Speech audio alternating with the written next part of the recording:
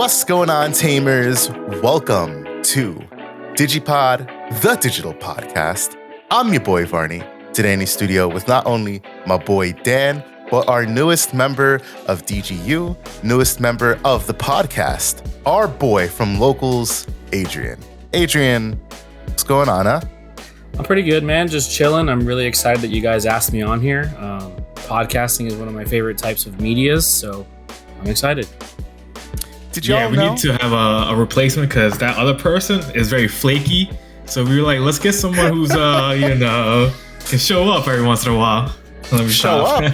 Did y'all know this is, if y'all, have followed Bandai games from the beginning, this is NC squared right here. This is no counters, no combos. That was... man had like 10,000 subscribers or some shit on his YouTube or something crazy. Never that. All right, 5,000. It was 5,000, that's all. It's like 2K, bro. It's like 2K. It was more. It's more than us. That's like 1.5K more than us. Well, yeah. I mean... You was a polar figure for the DBS community, I was told, right? Yeah, I mean, it was a good game. You a little something. Yeah, it was a good game. I got into it really early, which I think is important when you're going to be a content creator for anything. For sure. Mm-hmm. And I had fun playing it, but like I tell everybody now, the biggest issue for me was I took it way too serious, and I made it a job when it should have been a hobby, and I kind of burnt myself out. So I totally respect what you guys do, trying to stay as consistent as you are. I know it's a lot of work coming from a place of doing everything myself. I totally get it. But, that was in the past. I no longer have the desire to do content creation full time, but I definitely don't mind, helping out with what you guys are doing here. So I'm excited. But that chapter has closed, and I'm ready for this new one. We'll see the big question. Should we tell him the secret that he's going to be doing all the hard labor for us while we do nothing? Well, actually, the bigger secret is that since we're now allowed to, talk about it, divulge information about it, is that it was alluded to before, and now we can actually talk about it. There is an automated Digimon simulator coming out this year. No timeline. Just expecting spring, sometime around spring, but potentially could be delayed because it's just a bunch of people working on it. They're not being paid. It's a completely free and free to use, no donations or anything of that sort. Program that everybody's going to be able to use at some point. And a shout out to one of our peeps, not going to name for reasons that we shall not name, but shout out to one of our peeps for adding me and Dan to it. Got us to hook Dan up. And I have been playtesting on it, and it is already phenomenal. It's great. It's crazy. Not only how long this thing has been in the works, but how good it is. And honestly, reinforces that Bandai Shame on you, Bandai. Shame on you, Bandai. You already knew it was coming. Bandai could have done it because goddamn, these people who are working on it, what a job they have done so far. I mean, other Bandai games have been clamoring for online clients for a very, very long time. Oh yeah, and they haven't done anything. DBS. DBS kind of is getting one, but it was with the whole DBS is just getting a reboot. A reboot, yeah. So I rather not have an online client and the game keep progressing as opposed to getting an online client and having it rebooted. So I guess there's pros and cons to everything, but yeah, I feel like that's the only reason Bandai made an online client for DBS, because they're we're trying to make it survive somehow. Exactly. But with that in mind, they did give us the go ahead to start making content with this. Nice. So you guys can most definitely expect some content coming in the coming days. And while Adrian may not have access to it yet, soon, hopefully, he will be able to. And then we are going to... That changes everything, right? Yeah. All the times of having to sort my deck out, set up the camera, go sit in front of the camera. Hey, do you see the card? Fine. Make sure if you can't see the card, fine. Let me throw the card pop up on the screen. Nope. It's going to be on the sim. You can read everything right on the computer. Matches, Playtesting is going to be super simple. Don't have to get two people in the same place. Don't have to record the Discord web matches. Don't have to worry about like production quality, none of that. Nope. It's just going to be done on the sim. You know, I look at One Piece and what OPT CG Sim has done for One Piece content creators, and I'm jealous because they got it easy. They do everything on the sim. And now we're about to get that in Digimon. And I'm like, yes, this is about to be really good for us. So you guys can most definitely look forward to that. It is headed up by Huang Zero. Y'all already know, one of my favorite content creators. We had him on podcast a couple months ago. You can go check out that podcast anytime.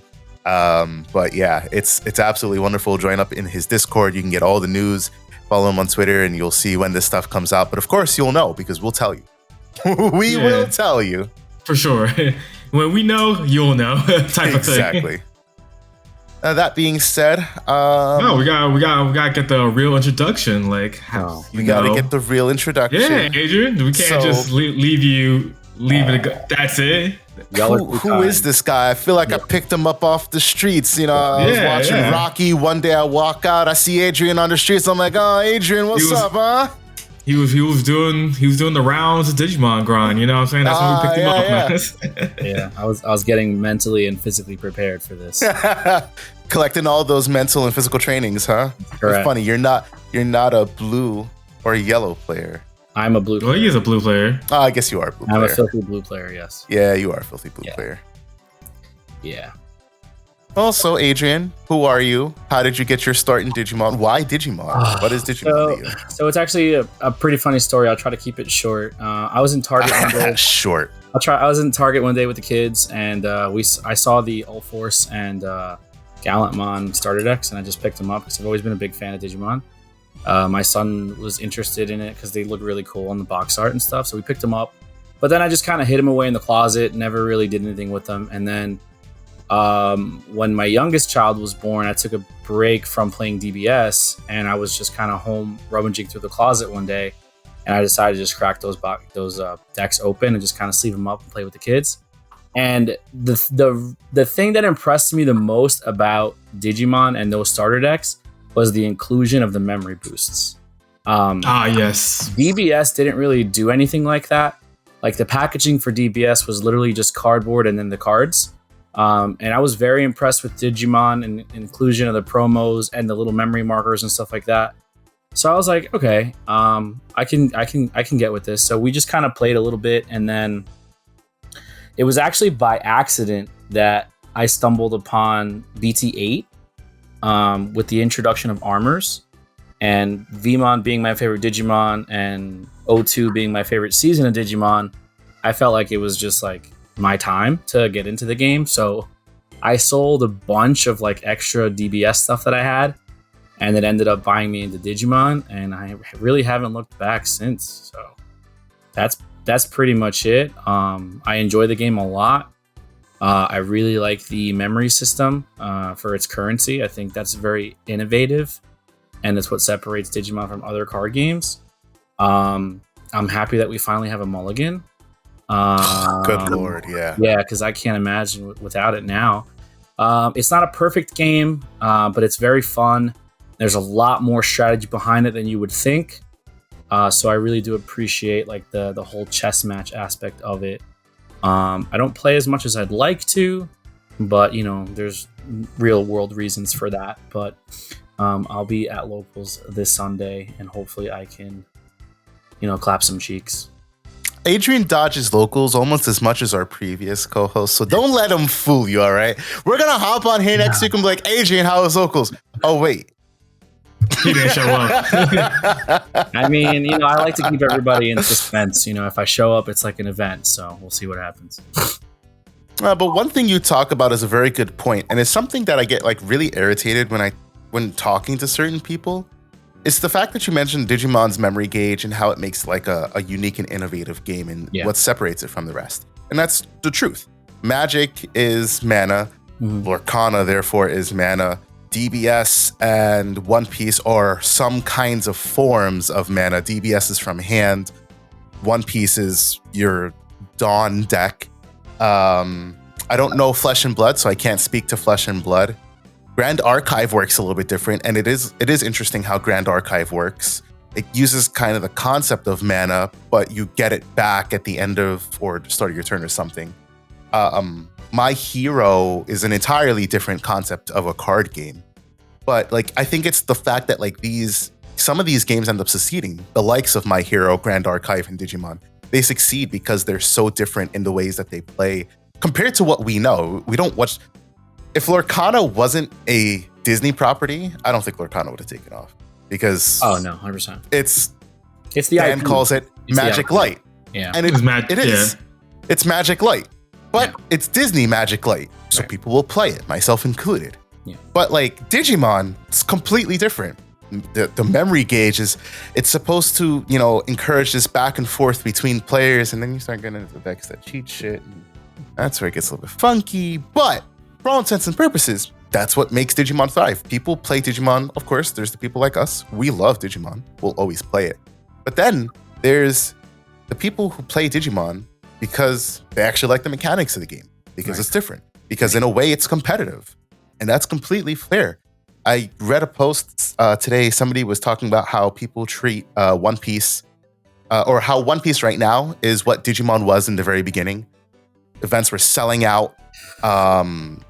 Product was super hard to come by, and everything was like impossible for the first, I want to say, year and a half. And then things started getting better. The only difference is that One Piece isn't getting better, and they're on set 5 going on to set 6. We started getting better around set 5 into set 6. Set 5, it was legit when the Edge had like actual product. Exactly. I remember that because that's about when I got into a little bit before that, but that's when I started buying a lot of product. And so I saw a comment that was like, you can't compare Digimon and One Piece. One Piece is the superior anime, manga, media, blah, blah, blah, this, that, the other, and completely dick road, all right? Complete dick riding for One Piece. Complete dick riding for Oda. The same way that not necessarily. Mike does it. So Mike does it because he loves it. He doesn't compare the two. This comment, though, I was like, I just don't understand. Like, of course you can't compare the two. But the fact that we can even sit here and be upset that you want to compare the two, in 2024, this game is almost 4 years old. Yeah. Because this game came out 2020 in Japan. And I want to say like the beginning of the year, 2021 for us, Dan? Yeah, we got it really quick. I was actually very surprised about that. Sorry to cut you off, but I remember. No, you're fine. I remember like having a conversation with one of my old buddies I used to play another card game with. And I was like, oh man, if they ever make a Digimon card game, like I will just be so excited. And a couple weeks later, he showed me some pictures of a Japanese card game coming out. And I was just like, oh my God, if this ever comes to the West, it's going to be crazy. But there wasn't any original plans to bring it over to the States in the beginning. Really? I think the community on Facebook, there's a guy, his name is Jason Snowjacks. He was one of the first guys who really like got all the information for the cards and started doing translations. And there was there's like a tabletop oh man, what was the name of it? It wasn't TTS, it was before TTS. It's kind of like an Untap kind of thing where it was just like a tabletop and you could play card games on there. And people were just playing with translated Japanese cards, and at the time only the starter decks were revealed, and there was like a couple hundred of us just playing Digimon like with translated cards on the computer, and I was super excited. But then there was just like no concrete development of it coming over here until it actually happened. So I was just like, oh, thank God for that. But because it blew up in Japan. The Digimon card game, like it was like I don't think they were expecting it to be like as big as it popped up in Digimon in Japan, and that shit just went like skyrocketed to like one of their top selling at that moment. Yeah, obviously things changed over the years, but like at that moment, I think it was just because of COVID. Like COVID blew up all card games. It felt like maybe that was the cause of it as well. But like, we know that's a good card game. It wasn't like a bad card game. Because if it was a bad card game, trust me, Digimon dies real fast when it had bad card games. I think the other big thing, I mean, it's definitely a good card game. Coming off the backing, I had an argument with a guy once, and I said Digimon has had like 3 is it 3 failed attempts at a card game, Dan? Or is it 4? I think 4. Yeah, it's like 3 or 4. Because it had the original game, it had another game that was strictly the Digimon. Detector one. Detector one, and then there was like another one. Digimon Coliseum, I think it was called. Hyper Coliseum or something like that. And then it had the BSS. The BSS. But that don't count though, because that was BSS cards. Yeah, that was Battle Spirits. Yeah, but it was a huge the Digimon crossover with Battle Spirits in Japan was really big. So like a huge collab for them. Yeah, it was a really big collab for them. I mean, Battle Spirits is still doing well in Japan. Yeah, it is. About here, but that's a different card game technically. Yeah. So So I mean, like the big thing is the fact that probably what makes Digimon survive the most is the fact that it's not just Agumon digivolves into Greymon, digivolves into Metal Gray, digivolves into War Gray. It's the fact that here's the colors, here's what can intermingle, and you have the freedom to do whatever. Because at the end of the day, I mean, that's kind of what Digimon is. There you have Agumon that has like 4 different rookie evolutions, and then each rookie evolution could have 2 to 3 different ultimate or champion into ultimate evolutions. Like it's a big tree. And Pokemon, obviously, it's Pikachu, Digivolves, and the Raichu type thing. But it works. Boring, standard ass evolution. Yeah. People like this. No, they were so boring. With guns, They were so boring that they had to do some random bullshit region shit for Pokemon that had like no evolutions or something like that. Like the Alolan and the legendary dogs got like new forms or whatever. I was like, what the talk about that? I don't want to talk about that. Why does Raikou look like a giant I don't. They Brachiosaurus. Pokemon Gen 2. Just real quick tangent. I know this is a Digimon podcast, but Generation 2 for Pokemon like Gold and Silver is my favorite generation. And they did the 3 legendary dogs. They did them dirty, man. Dirty. Those dirty. I was like, bro, what the? I refuse to play Pokemon because of that. Like, if they give me a Gen 2 remake, then yeah, I'll have to buy it. But other than that, I'm not buying Pokemon games anymore, man. Like, they did them dirty. It's terrible. That's a shame. So bad. I don't even know what y'all are talking about, and I'm kind of glad that I don't. You're one of the last few that does. I don't. It's just so bad. No, but that's the thing. Like their evolution lines are very standard, and Digimon, like I like my Agumon into Greymon into Metal Greymon shenanigans. Sure. But I also like that I have the freedom to say, maybe I want my, vaccine Metal Greymon to digivolve into Black War Greymon. And that's completely fine and viable. Like there's freedom to play the game the way that you want to play the game, and I think that's what helps Digimon succeed, because obviously, it's not a bunch of kids playing this game. Let's get that straight. Pokemon, there's a bunch of kids playing Pokemon. Yeah. There's a bunch more. There's like adults play Digimon. That's essentially what it boils down to. You see kids. I think outside of like all around, like just in our shop alone that I've seen, outside of Adrian's kids, I've only seen one actual kid play Digimon. The one playing Imperial, right? Yep. Yeah, and then Shine a month ago, whenever he came by. Yeah, that's it. And anybody who gets into Digimon, it's probably their parents getting them into Digimon, because we grew up with it and we're like, hey, look at this card game. Look at these Digimon. Aren't they cooler than Pokemon type thing? I mean, that's what I tried doing with my kids. I mean, my son loves Pokemon. Shout out to my son, Grayson. He's sleeping right now. He loves Pokemon, but he loves like the show and then like the games. And I'm okay with that. But like when it comes to the cards, he just likes collecting them, doesn't really like playing the game, which is crazy to me because I think Pokemon, the card game, is a very simple game. The only knock that I give Pokemon is like there's no interaction. And I know sometimes you can make the argument for Digimon that there's no interaction, and that's not true anymore because not anymore. The Blast Evo and stuff like that. But in Pokemon, there's literally, it's your turn, my turn. Like, it's just, you're playing solitaire. And he didn't gravitate towards that at all. So I was just like, okay, well. Hey, just throw, if that's the case, throw him in the fire, play Yu-Gi-Oh! Yeah. Oh, well, yeah. I mean, no, I'm never going down that road. No, even better. Just play DVS. I mean. Oh, yeah. No. I mean, I just have to get this off my chest. Digimon, to me, mechanically is superior to a lot of games because it's a resource-based game that your cards actually cost resources. Yes, there are a few cards that you can get away with playing for free, and there's cost reduction and stuff like that, and that's totally fine. But they're balanced in a way because there's summoning sickness and because there's the breeding area that you can't like turbo out and just blow your opponent out as fast as possible. DBS's biggest problem is it's trying to be Yu-Gi-Oh 2.0 and there's no summoning sickness in DBS. So like DBS is a resource-based game where literally the card text is like paragraphs because they have to fit in like, oh, if you have X amount of mana or energy, you can play this card for half of its original printed cost just because. Sin Shenron 8-drop from freaking start of Zenkai series. If you have 3 mana and your leader is fucking awakened, you play it and then you neg 35k and then it's 35k with like triple attack or some dumb shit. What like, the fuck? Yeah, bro, it's stupid, okay? It's not stupid. Fun, it just doesn't make sense. Like if you want to be Yu-Gi-Oh, then just be Yu-Gi-Oh.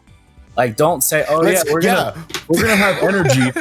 Dude, I remember. I'm so glad that Adrian is here because now I can like talk about like I do like DBS as a game, but like thinking about it, I can see like all of this degenerate shit that would make somebody want to quit the fucking game. Yeah, DBS was perfect for the first 5 to 7 sets, I would say, and then it just. It went downhill. It just they wanted Yamcha's merciless barrage. They wanted to do too much too quickly. Yeah. I mean, COVID didn't help, but it's just. Anyway, I mean, they still do because they had just released Zenkai series. 4 sets later, here's Z items, Z stages. You lost me like, on that one. So like they had like this new Z energy system. So like when you combo, instead of the card going to trash, you put the card into your Z energy. Oh, I see that you're talking about. Yeah. Okay, I saw that. But that was okay. You could summon things from your Z deck using that Z energy. But then they started releasing like some sort of like Z item or Z stage card. So you now pay to get the same kinds of things, but now they're completely uninteractable because, like, remember, like, that was the problem with Majin Buu because you couldn't fucking touch Majin Buu. It was just... No, I'm good. That deck. DBS. I mean, so that begs the question, Adrian, why did you end up falling out of DBS? Oh, man. So many reasons. I have 4 children. Cardboard can be expensive sometimes.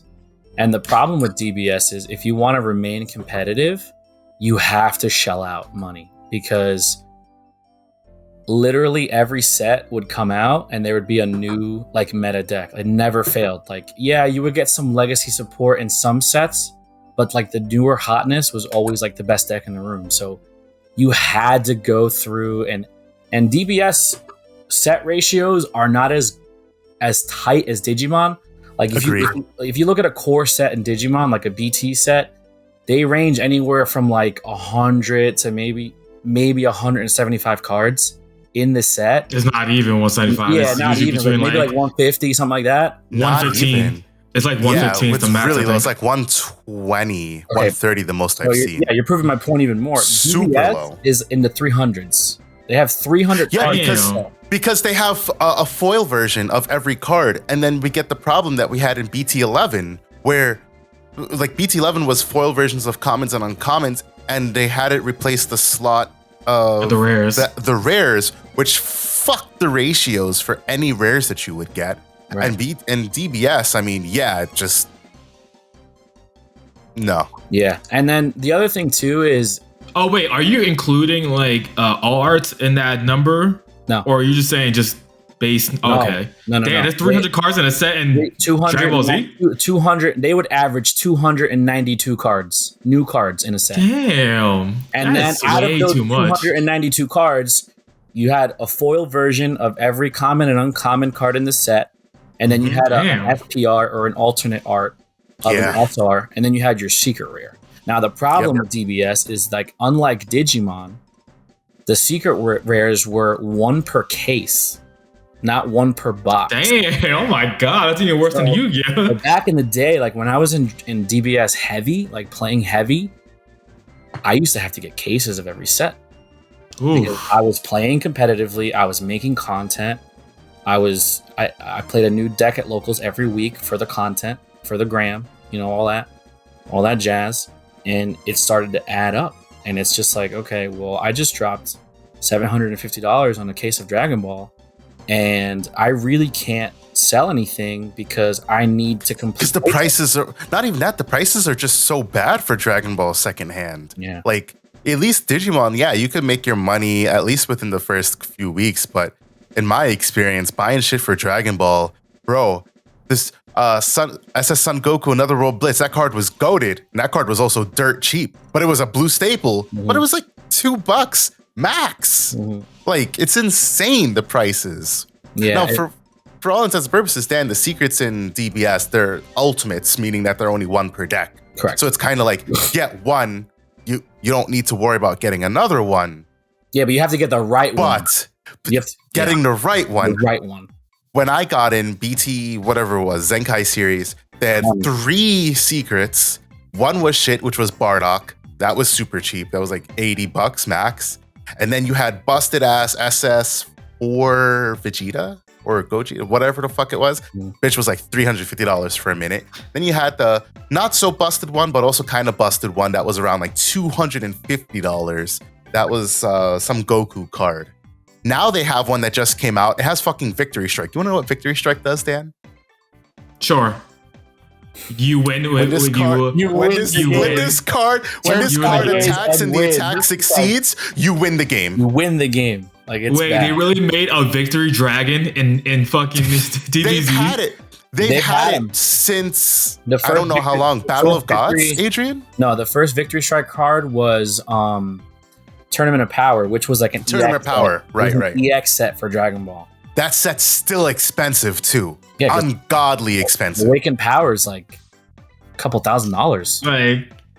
Like is that like? Cause I don't remember. Is it? Do you do best of 3s for DBS or no? No, it's best of 1 pre-side most places now. So yeah, it depends. Like when we were playing back in the day, we did best of 3s, but the problem was your matches were going for like over an hour. Yeah, right. Easily, but generally now it's best of 1 pre-side. Now it's best of 1 pre-side. Yeah, but you can't. The problem with Dragon Ball is there's so much variance, and there's so the RNG is so bad. You can't justify playing the best of 1. Like you just can't. So you had to be. It really did. It really, especially when Red was dominating. Yeah. Because it's like fucking Sin Shenron. Dan, this deck that came out when I started playing, it was a deck that searched out every single. So it was Sin Shenron. I'm sure you know Sin Shenron. Cracked Dragon Balls. The entire deck searches out each of the cracked Dragon Balls. Once you get all 8 or 7 or whatever of the cracked Dragon Balls in your Z energy, you can awaken. When you awaken, then you can start doing some stupid busted shit. Yeah, Omega Shenron. Then you start doing stupid busted shit. Oh, by your turn 3, people would awaken by turn 2. 10k power on your unawakened side. I think is it 20k on the awakened side? It might be 20k on the awakened side. No, it was, or it might be 15. It was 15. I think so. It might be 5 and 15 then. Yeah. So like, if you could hit it early, that's not mad fun. No, bro, it was dumb. And you want to know what's really funny? They finally banned that leader and the red leader that came out like 4 sets ago. Like straight up said, this leader is banned because that's how fucking dominant those decks were. Because they kept trying to nerf it, and the decks were just so fucking good. Yeah, DBS is. I mean, I hope. It's funny because like without Dragon Ball, there'd be no Digimon, which a lot of people a lot of people don't like to admit that. But without DBS, there's no. Well, Digimon, without Digimon, there's no One Piece. Yeah, I know it's. And crazy. People love to ride on One Piece's dick, and I'm like, listen, you can shit talk Digimon all you want. If this card game didn't succeed, no shot they were bringing One Piece. Oh, 100%. But it's funny because I always pay my respects, and I always tell people like out of all of the card games I've played, mechanically, Dragon Ball was so close to being a perfect game because it fixed the issue that Magic had about getting screwed with your mana because you can use any card in your hand as energy. So it fixed that problem. So it was so close to being a perfect card game mechanically. But then they just added way too much way too soon, and then you start running out of ideas, and then it just becomes copy paste, which is the problem with these newer sets. But for about, the game came out in 2017, so I would say for about maybe a year and a half, 2 years, that was the best card game. And I'm originally from New Jersey, and where we played in our area, there was Dragon Ball Locals 4 nights a week. Monday, Tuesday. Wow. Monday, Tuesday, Thursday, Friday. We did nothing on Wednesday because I needed a break, so we didn't do anything on Wednesdays. But Monday, Tuesday, yeah, no, I'm 100%. I'm 100% serious. Like, you're running the shop or something? No, but like the player group that I used to play with, like we kind of helped build the scene, and you know, after a while, like we started expanding into other stores. We would just go and drive and check out stores, and then we established Monday, Tuesday, Thursday, Friday, and our Dragon Ball Locals would average, 20 to 30 people a night. And it was popping. That's cool. It was really good, but after a while, it got too expensive for a lot of people. The organized tournament play wasn't great because at the time the only TO was PPG because ARG it still is. Yeah, no, I don't know how, but they've never gone beyond PPG in my experience. I mean, they do core TCG, but that's only West Coast. But still, like they just didn't run it right. I mean, I don't know, Bandai, if you're listening, just give me a call. I'll help you out.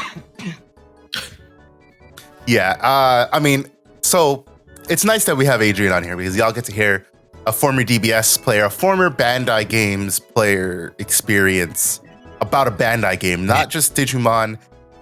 Considering that, for all intents and purposes, yeah, DBS is the first Bandai game in the last 10 years because Naruto was however the fuck long ago. Naruto was a while ago.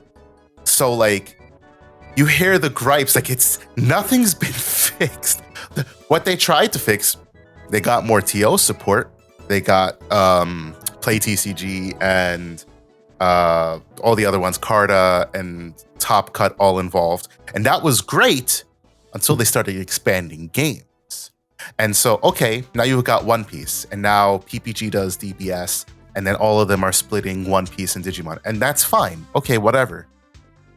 And then you pull Play TCG into it, and now you're like, hey, you're going to be the premier TO for Battle Spirit Saga, pulling Play TCG out of doing anything that they were doing for Digimon and Battle or Digimon and One Piece and whatever they might have done for DBS, because now they're focused on BSS.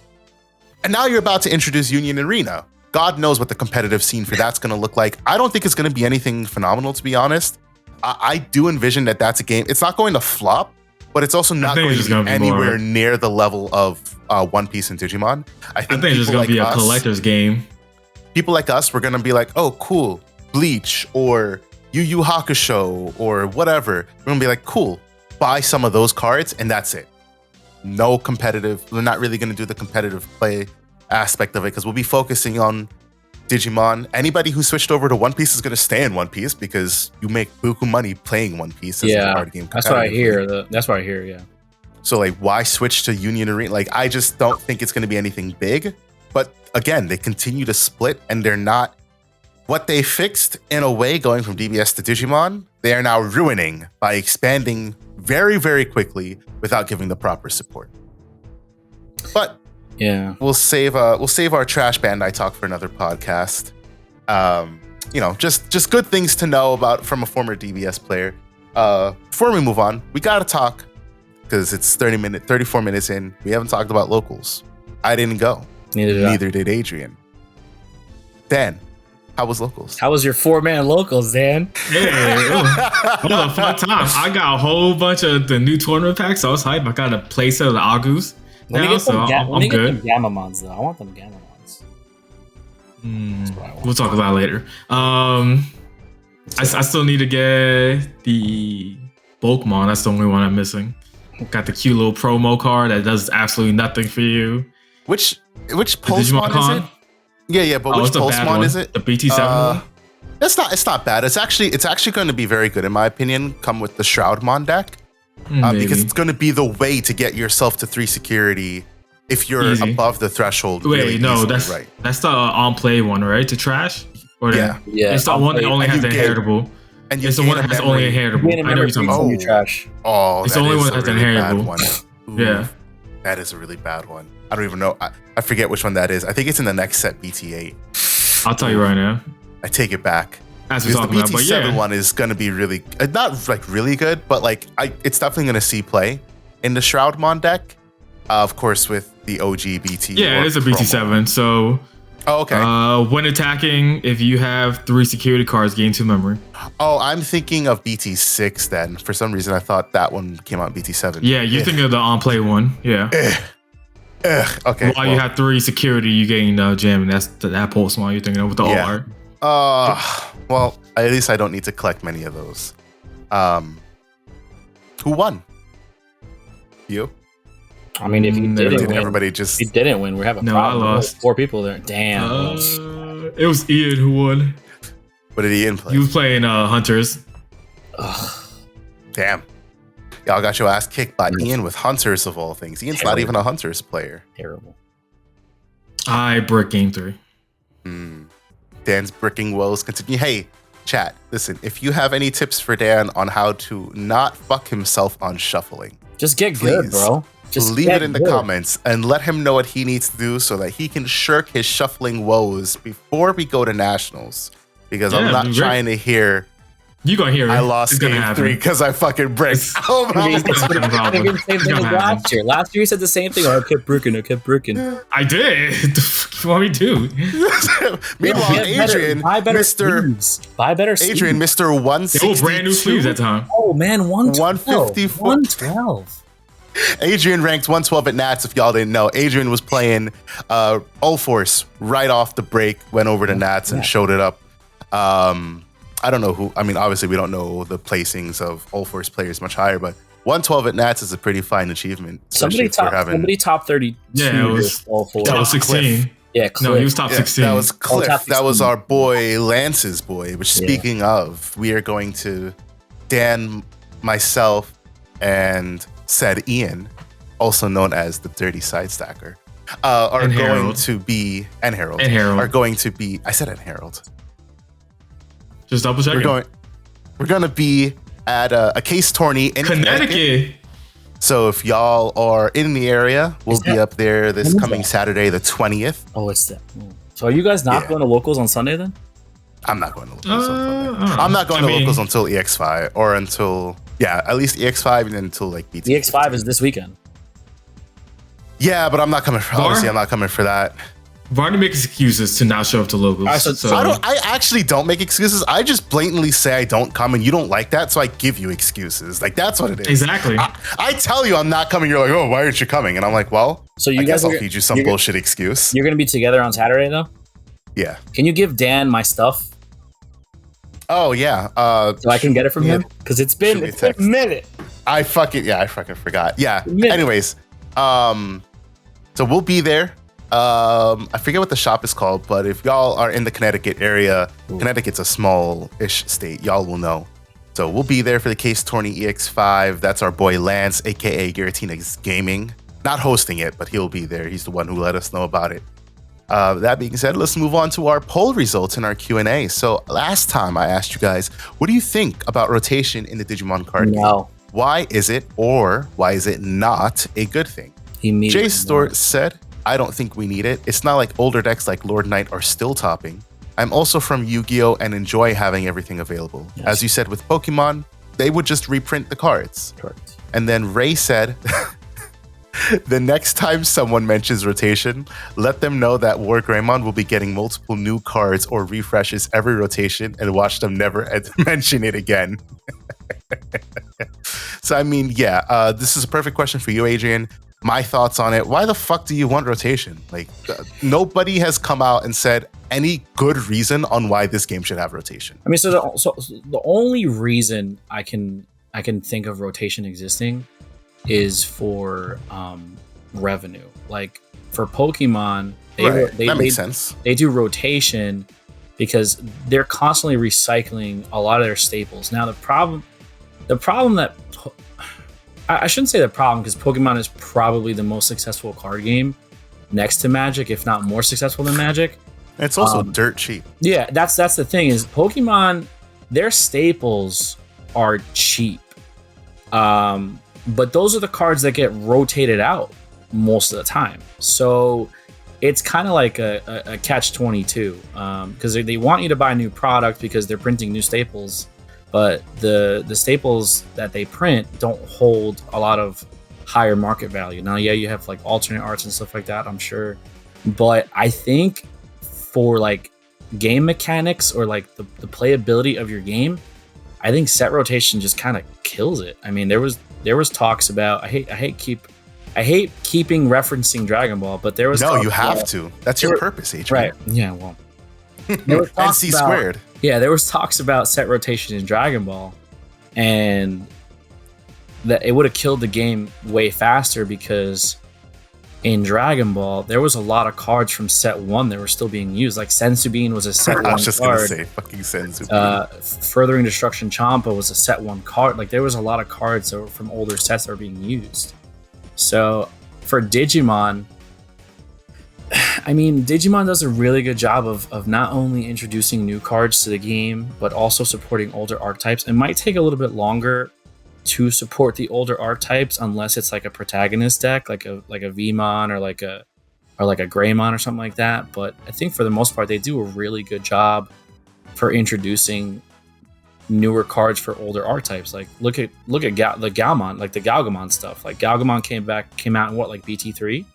Like the first Galgamon, or maybe is it BT4 with the dog trash back then? It was bad. Like the Digiburst mechanic was bad, and then they introduced new support for it, and it became arguably like a tier 1 deck. So I think Digimon does a really good job of printing new things to help forward the game, but also support older archetypes that people might be interested in. And if you do set rotation, it kind of ruins that, because you don't have access to the card pool. Konami really does a good job of saying to their players, play whatever you want except for these cards. Like, you can't play these cards because there's a broken interaction, or it's too powerful, or we want to drive the market up, so we're going to limit it to 1.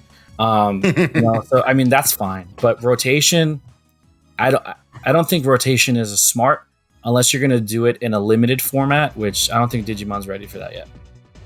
No, I mean, I think that's like the biggest thing, what you just said there. Why the fuck would you want rotation when they literally just gave us rotation for the Ultimate Cup in December? That no one cared about it. Max, I want to say 70 players participated in. Like, no one cared. There was nobody who wanted to play in that shit. And you're like, oh, well, we would expand it out to like BT7 or some shit. Yeah, but like think about a deck that just came out. Let's take D-Brigade, for example. D-Brigade, all of that, a lot of the core cards are BT2 and 3 and 4.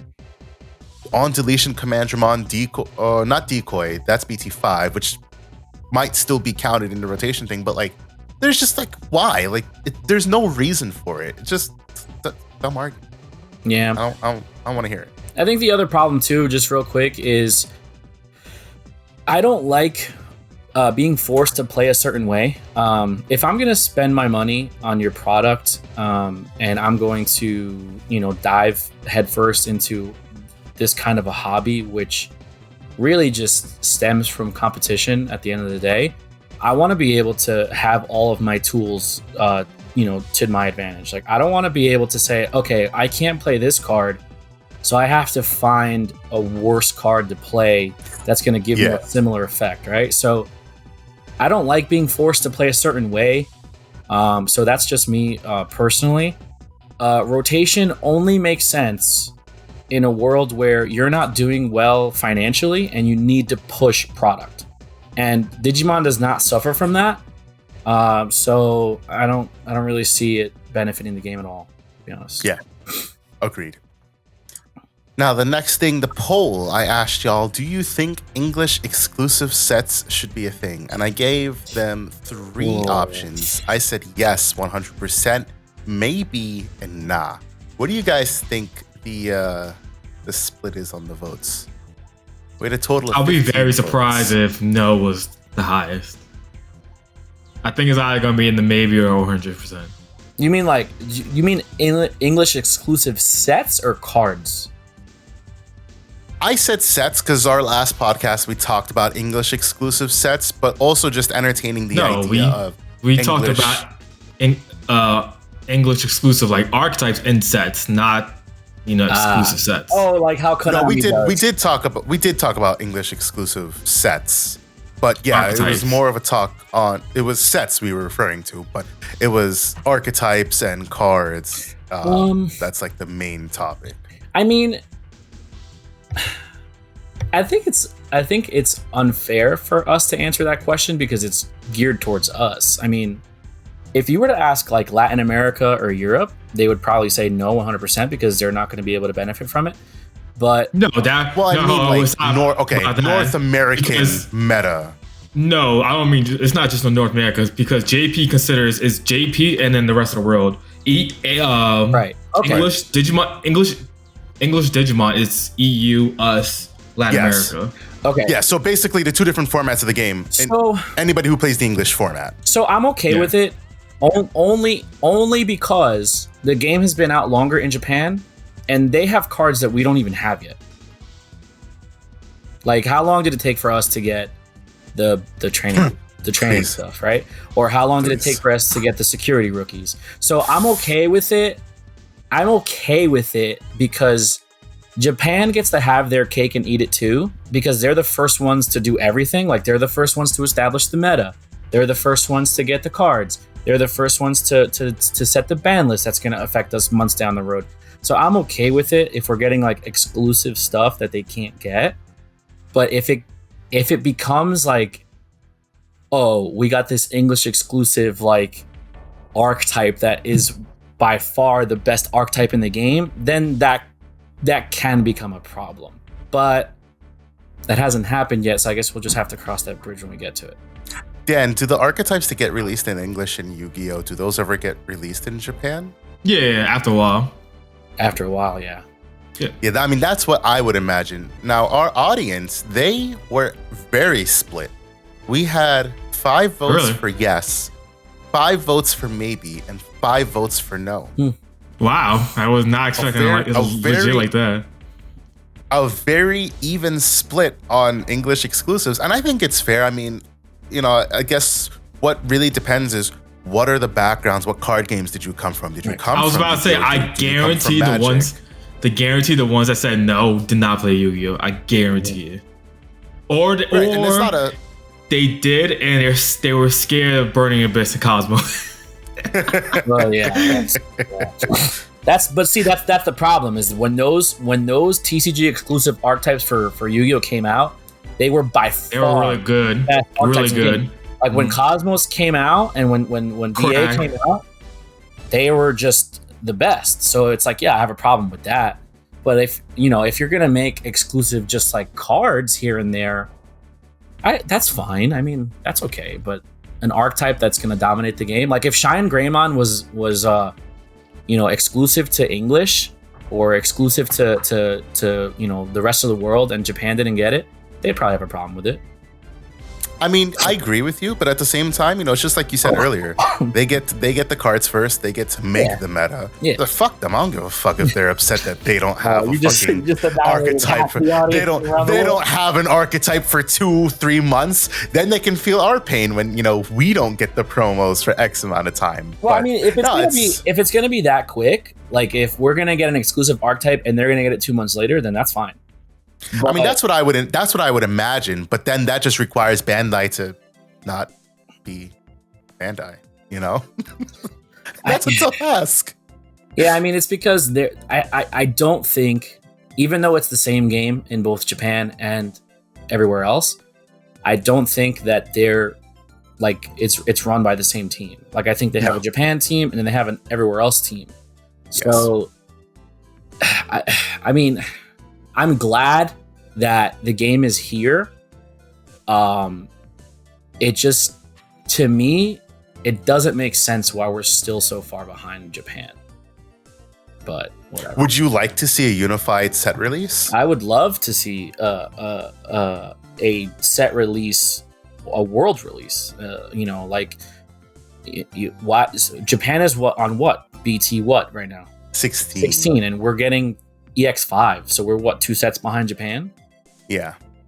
I mean, that's strategically, we have an advantage because we get to see everything that Japan puts out that's meta-worthy before we even have it. So by the time the cards come out, you have like your players like us that buy everything because we want everything, right? But then you have your players that are strictly buying the cards that are going to allow them to be competitive. So in a business standpoint, it doesn't help Bandai that their future meta in the rest of the world is figured out before the product's even out. So if they were to come together and start releasing everything at the same time, they'd probably sell more product. It's kind of crazy because I feel like they do already sell a lot of product. Yeah, but you could always sell more. And you could always sell more. But you think about it, and it's like, yeah, you could make a lot more money.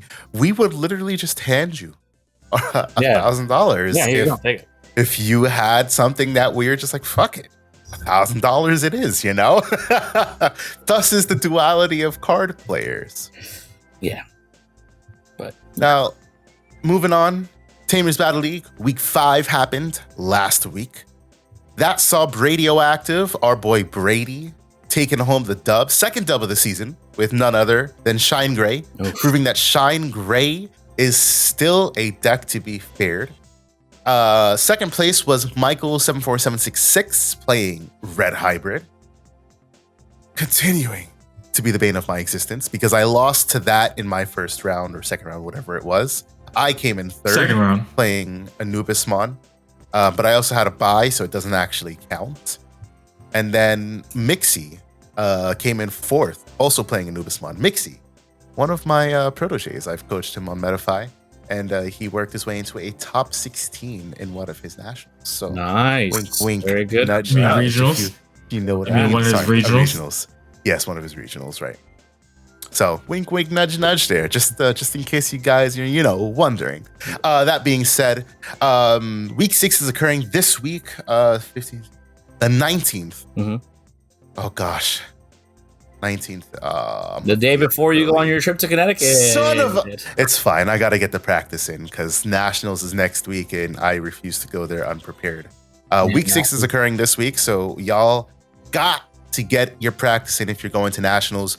Dan and I will be there. So if you want to meet us, let us know in the Discord or on Twitter or on YouTube or wherever. It doesn't matter because you should be following us on all platforms.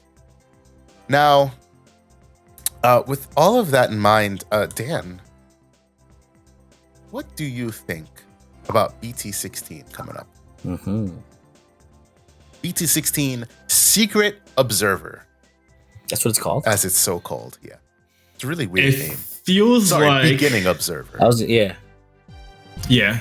It feels like the new team went from BT14, EX05 shot up like power scaling wise, then BT15 knocked it out of the park, and then it feels like they brought it down a little for BT16. Like they felt like they made slower decks be able to be played in this format, especially since they hit those super fast decks. So it feels like they made those slower decks, Mallow, for example, will be considered a slower deck, a more viable strategy now, which is good for the game, I think, because not everybody likes to go OTK and win. Like Varney is not an OTK win type of player. He hates playing those type of decks. But for people that like to play slower decks or more defensive or stuff like that, it seems like that's what they ended up doing in BT16. They kind of made the power level of those decks a little bit higher, so those are be able to be played. They got some cool cards. Obviously, they dropped a new fancy 3-color card with Magna X, and that card is just dumb as hell for no reason. People are calling for it to be banned already. No, come on. Are they really? Yes, bro. I have seen a whole Japanese player rant about why Magna X is broken. I know what you're talking about. I know who you're talking about. Yes. He complains about everything. So like his point of view is irrelevant to me. But it feels like they made I think it's good strides, honestly, in helping other decks that are kind of like slow, because Imperial at this point is kind of of a deck, and Imperial now is a really strong, viable deck. What else? They made even the side characters, what are they called? Yoli, TK, and all theirs. Cody and Armadillomon. They made their deck seem like they look like they're viable with the new DNA Partition, especially. Partition helps any DNA deck, which is always good. And then those aces are super good. The Vikemon ace, the Valkyremon ace, obviously Imperial FM ace, really good cards. It's a solid set. And then obviously more bunny support. Everybody loves more bunny support. Rapid and they're X, getting more. Really good. Yeah. But that's the craziest part too. They're getting more. Like, I thought it would have stopped with BT16. No. EX5 or sorry, 6. Well, they announced Cherubimon, so they're right. You already knew you were going to get the line. Right. But it's just like, damn, like Bunny's eating good, or Bunny and Dog. Let's say it right, bunny, because one is a bunny, one is a dog. Yeah. Now, do those Terriermon starter decks come out with BT16? No. So English release schedule is we're getting EX5 next week. Yeah. February, somewhere like 16th, we're getting BT16. And then sometime... 15. Sorry, BT15. And then sometime in March, we're getting those starter decks. Oh, so and then we get BT16 in April. May? Or is it May? Yeah. Like no, late it's April, May, something like that, yeah. Yeah. Okay. Yeah, so we're getting BT16 in May, and Japan already has it, and it's January. Yeah, correct. Okay, they actually got it in December. Perfect. Yeah, perfect. Exactly. Yeah, yeah, exactly. There. So I mean, yeah, for myself, all intents and purposes, to BT14, I mean, we had already seen a change in design, right? So if we're going based off of what we've heard and what we know that there was a change in the game producer sometime between, let's say, EX4 and BT14. BT14 is when they started. RBO1 is a product of the new releaser of the new producer saying, yeah, true. Need to get we need to get older cards in the hands of players. So RBO1. Yeah. BT13 came out, and for all intents and purposes, that was a set that, I mean, it wasn't like insane in terms of power scaling or anything. Shine Gray was just an obnoxious deck from the beginning, because you knew that when Burst Mode came out, that deck was going to be retarded. Yeah. Like, there's just nothing else to say about it, because the entire deck in BT12, it played. It wasn't the best, but it did its thing. It really, truly isn't until BT13, when you get Burst Mode, that's like, oh, this deck slaps hard. And then, of course, you've got the new Agumon that makes your Marcus a Digimon, so it combos very well with the new Marcus. Yeah. So, I mean, that's just good support, and Burst Mode just puts it right over the top. Yeah. Is it busted? To each their own. The same thing can be said about, Mirage. But let's jump past BT13. We get into BT14 now. And yeah, this looks like a set that was just completely made to reset the power level, to say, hey, here's support for old stuff, here's support for new stuff. Outside of Fenry, let's not count Fenry. You know Fenry is fucking retarded and busted because it's meant to sell Seekers. Like, that's it. Fenry is dumb, but Fenry is Fenry. Everything else was just really good. Nothing was like insane. Even the secrets, they're not insane or anything. Angemon's really good, but it's not insane, right?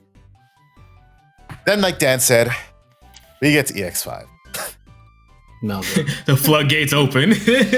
And the floodgates open. I mean, I don't even know what they thought going into EX5. Like, Garurumon X, let's take a level 5 main effect and put it on a level 4, and then say if you're in archetype, gain a motherfucking memory. Yep. Let's take Ice Wall. Melga X isn't busted, but let's take Ice Wall, double it, and put it on the wet Digivolving of a Melga stack. On a body. Like, and then give it a really good when attacking that is not once per turn, and a deck that unsuspends. Oh yeah. let's take this nice purple support that we've been festering for all these years, and let's make Anubismon. A card that says, trash cards, even though I know you're drawing a lot, so trashing doesn't mean anything to you. Play a Digimon, reducing its cost, and then for every Digimon that you play, delete a level 5 or lower, or if it didn't delete, draw a card. Draw. So you trash 3 cards, you play a Mervamon. Mervamon plays 2 bodies. You only draw 2 cards. I learned that the other day because it's 2 different effects playing Digimon. But if you don't delete a Digimon, you draw 2 cards. That means you only nagged 1 to play a 2-cost Mervamon from your trash. Because that's not cracked. And we have to talk about it. A Leviamon. Leviamon is retarded. If your opponent has as many or more Digimon and Tamers as you, delete one of your opponent's highest level Digimon, then delete one of your opponent's lowest level Digimon. And for each Digimon deleted, gain 1 memory. All turns, not once per turn. EX5 was an insane set for power creep. I mean, we said it when we saw these cards. We were like, this is the best EX set of all time. Yep. Having not even played it. And I mean, I think it solidified its place with a total of 3 hits. And we haven't even gotten this set yet. And this set comes out next week. The ban goes into effect for us. It comes out Friday. And even though you just talk about those, like there's other stuff in it that's just really, really good. Like the whole Divas deck, it's a very good deck. Fanglong is a crack card. I know like Edamon, Sukuma is not that great, but that Metal Edamon card by itself, when you read the text of it, is so dumb. It's so good. It's the perfect level 6 for the deck. Heavy Leomon. Heavy Leomon? Card for the deck. Oh, forget about for the deck. Heavy Leomon is generically retarded. Yeah. It's got Fortitude, so as long as it has Source, it's replaying.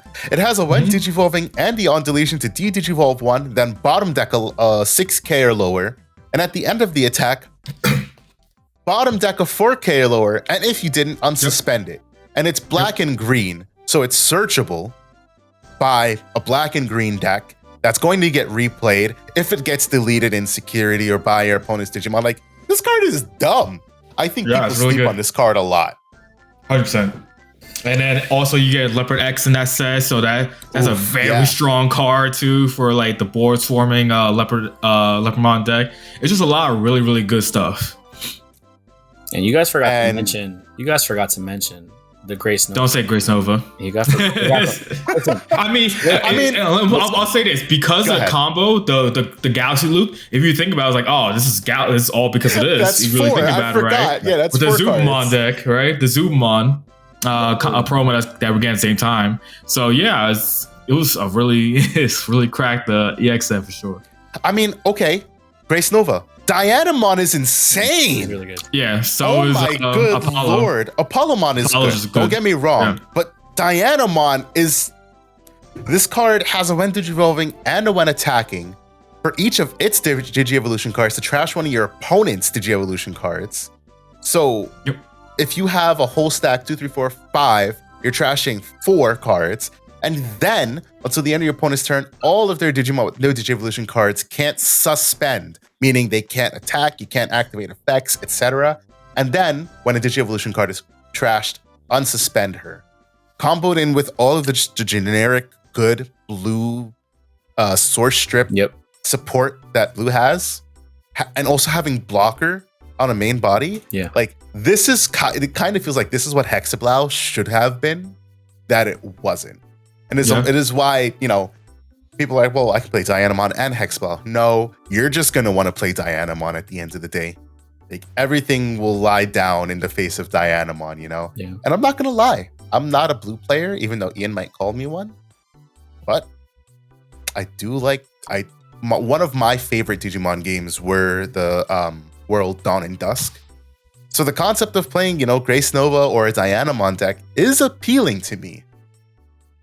But let's not forget to mention Apollomon, which is also just just a dumb red card that has Blitz, Sec plus. It's basically native Sec +1. So Blitz with Sec +1, and then when a card is removed from your opponent's security stack, you get to pop a Digimon.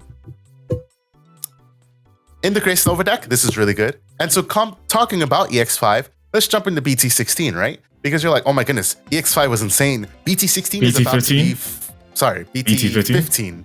I don't know why I keep jumping. BT15 is about to be fucking cracked. It's not. BT15 is just a really good support set outside of Apocalypse. Because... Apocalypse? I mean, what can you say about that card, right? Everything else in this set was just good support for its generic or for its reference decks. Then there was Apocalypse. The card that on release cost Japan somewhere in like the 120.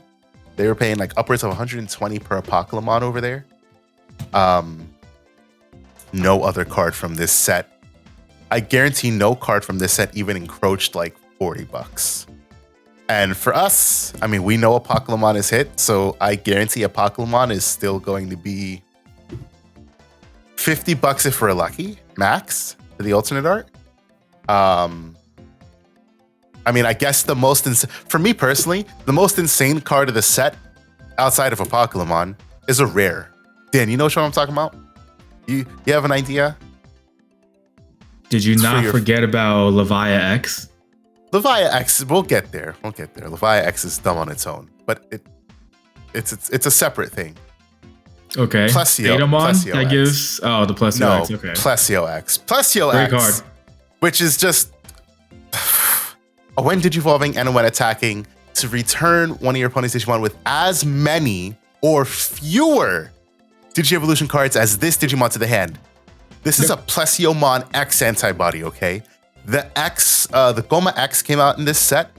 So what this means is that unless you're playing against a Greymon or a Garurumon deck that has a lot more sources able to be stacked, this shit's gonna bounce anything in its path. And then, when one of your opponent's Digimon with those fewer sources attacks, if this Digimon has Plesio or X antibody instead of Digi-Evolution cards, you gain 2 memory. That's not once per turn either. So there's a big 13k body that against the likes of something like, say, Uko Rush or, something like Anubismon. I mean, Anubismon, obviously Anubismon was out while this deck was out and it didn't really do anything.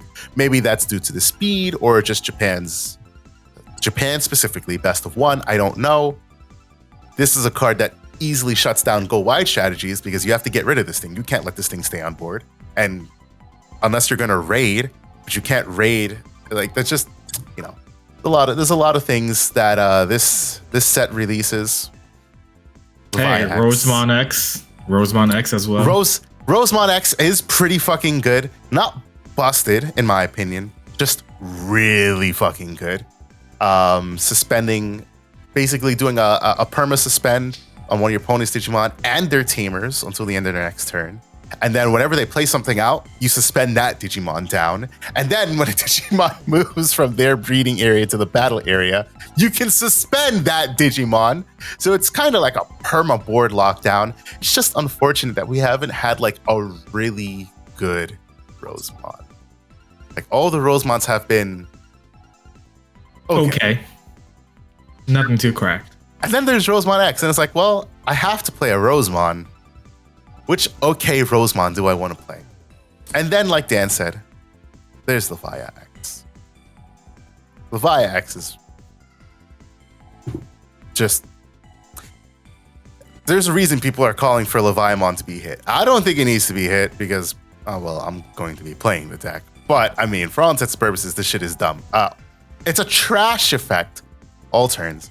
When an opponent's Digimon or Tamer is played by an effect, one of your Leviamon or one of your Digimon with X antibody in its Digi-Evolution cards may Digivolve into this card from your trash without paying the cost.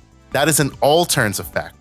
And the when Digivolving is, if your opponent has as many or more Digimon and Tamers as you, delete one of your opponent's Tamers, then delete one of your opponent's level 3, 5, and 7 Digimon. And then there's a option card called 7th Lightning that also has a trash effect that when you Digivolve into Levia X, by bottom decking that card, you get to also delete one of your opponent's level 4 and 6 Digimon. In other words, if you fuck up playing against the Levia X deck, your board is gone. Straight up. That Leviamon is chomping up that motherfucker. For sure. But real quick. You know what was the Apocalypse killer? Do you know what it is? The best card in the set. Let's be real. The real best card in the set. The reason why they took out 7 Apocalypse decks, 7 in one tournament. His name is Numemon X Antibody. That deck, which is so dumb of a card. They played against 9 rounds or 8 rounds of a tournament, and they first, I think it was like 6 or 7 Apocalypse, and they won against all of them. So, effect, obviously, Digivolve over Numemon for free. All turns, while this Digimon's Numemon or X Antibody's Digivolution cards, it gains on deletion. You may play one Digimon card with Numemon in its name from your trash without paying play costs.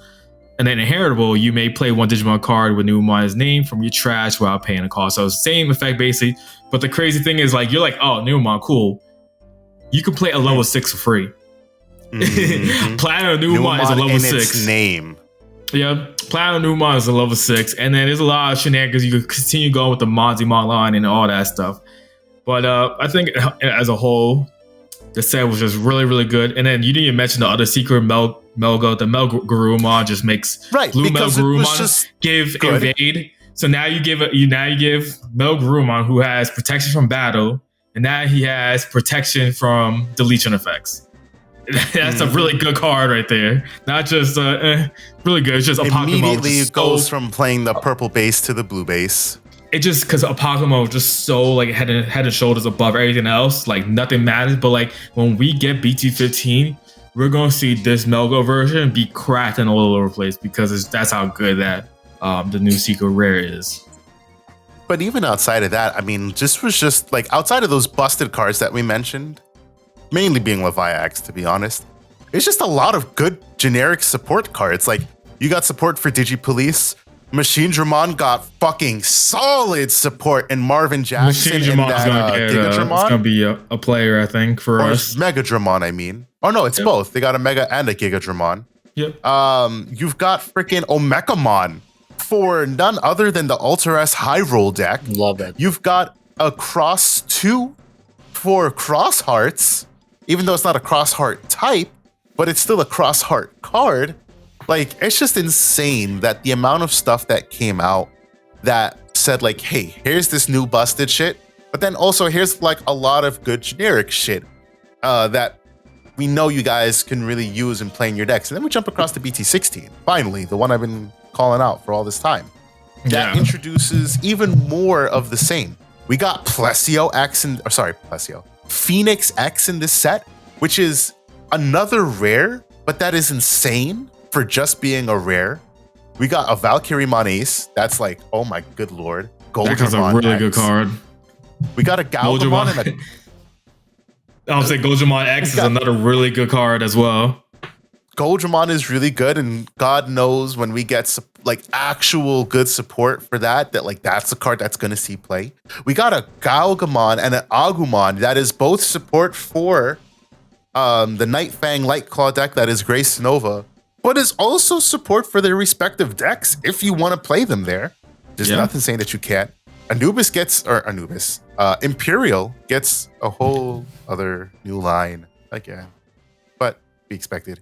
It is an O2 set. And a whole brand new the side armors as well. We got and I know really a whole bunch of new armors, right? Yeah, that's what I'm saying, the armors. The Togen I see Sheepmon, it makes me laugh. Togen Mogumon is a really good one that's being played a lot, supposedly. That's a fact. That's like, what does it say? Digivolve over Wormmon costs 2.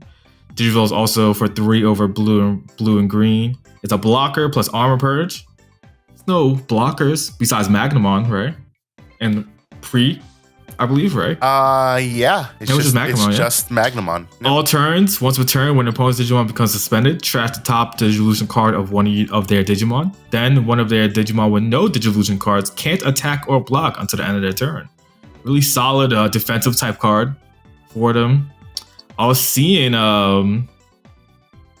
Which one is it?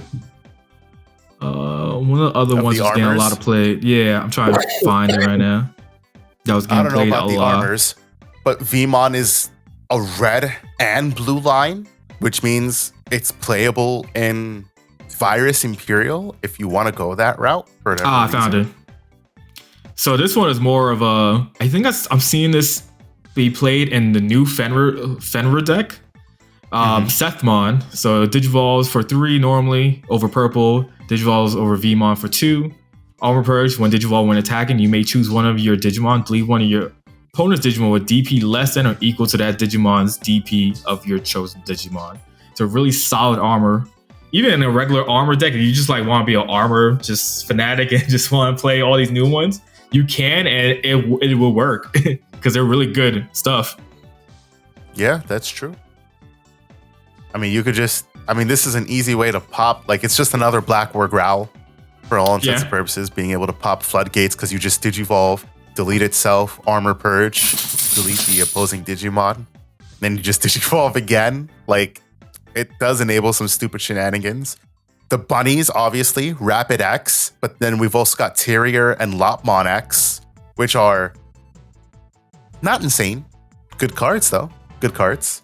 Rapid You say not insane, but when you combo it with like the rest of the deck, it becomes crazy. By themselves, they're okay. But with the deck, I mean, yeah. And then Rapid X, good lord. When I initially looked at this card, I was like, Rapid X ain't shit. Now I'm like, oh my goodness, Rapid X is wild.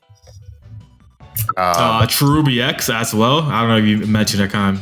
Oh, right. There was a Cherubi X, yeah. When like, just Alliance? A lot of good generic support. Go ahead. I was just reading the effect. It's when Digivolve when attacking, once per turn, you may play 1 level 4 or lower yellow or green Digimon card from your hand or trash without paying the cost. Pretty good. End of your turn, once per turn, if Cherubimon or X anybody is in this Digimon's Digivolution cards, delete one of your opponent's level 4 or lower Digimon. For each of your other Digimon, add 1 to the maximum level this effect can choose. So that means if you have multiple Digimon, you can pop a 6 easy. Actually, you just need, 2 Digimon on board? Besides Cherubi, so 3 in total? So it's really just 1 more because you're already going to play 1 off here when Digivolving. So if you have 1 more in play at the start of turn, I mean, yeah, you're popping level 6s. This is also the set with the new Pokemon support. It got every brand new Pokemon support with the Shout. Yep, Shroudmon and all that stuff. We got Tyrant Kabuterimon, a new Mallow or a new Myotis line. The new Insectoid deck is doing really well, supposedly, because Tyrant Kabuterimon is, who knew, a tyrant that could be like a 20k unaffected by shit could be, so strong. Who knew? I.e. Grandis, Yeah, right. OG Grandis, but now for today's standards, I mean, yeah, there's just so much good stuff in this deck that it's like, wow. Grand Quagga Ace. Grand Quagga Ace. Along with the other ones. But we just looking at the general design philosophy, B14, BT or EX5, good lord, BT15. I don't know if it was down, 16. Then there's EX6, which so far seems to be very tempered. Cool. But, to be seen because it's a Demon Lord set. God knows what they're going to unveil. We're going to get a new Leviamon. That, I think people they're like, oh, we're not going to get a new one. I said we weren't going to get a new Examon, and we did.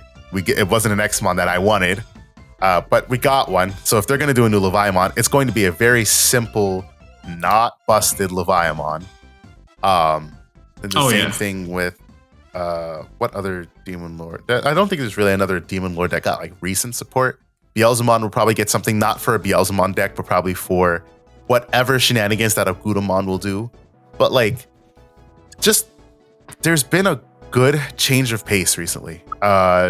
Everything now, Bandai's really slowed down on every set is a new archetype. Every card that comes out is for a new archetype, and we're finally getting things. That support. I wouldn't say that, but it's also giving older deck support as well. That's what I'm saying. They've slowed down on BT8 was here's 10 new decks. BT9 here's obviously support for existing decks because it's X antibodies, but for all intents and purposes, up until a moment, it was just new deck, new deck, new deck, new deck, new deck. Now it's half new decks, half support, which is the perfect balance. Yes. Because there's something for everybody. Adrian's gonna fucking love BT16. I mean, he's already looking at it. I love all the sets you guys were just talking about. I mean, from what it looks like, yeah, you're right. The last couple of sets, there's been like an introduction set, which has introduced the new archetypes to the game. Then there's been like a support set, which builds off of what they introduce, and it looks like they just keep kind of flip-flopping back between those two, and then in between all that is an EX set, which is EX sets probably introduced like the one gimmick deck in the set. Like you had the Alter S deck, you've got Grace Nova, you had the gimmick deck from EX3 was probably like Dragon Links or some shit. No, that was the Imperial. That was the first Imperial. Okay, that was the first one. Yeah, that was definitely. Speaking of experience, speaking of Virus Imperial, that new BT16 set is support for that deck as well. The new Dino B is really good for that deck. Yeah. So they do it. I mean, it looks like they're doing a good job. Like we said earlier, like they're introducing new stuff to help progress the game forward, new keywords, but they're not like overdoing it. Like they're introducing little keywords here and there. Like evade is still a pretty new keyword, but we've seen it sprinkled out through the last couple of sets. Now we have the partition. I wish they would introduce more cards with barrier. I think that's a really interesting keyword. It's coming. Yeah. So we'll see what happens with that. We didn't mention it, but BT15 has a lot of like the yellow support that does like barrier stuff with Angelo on Ace, which is a really good card that he didn't mention.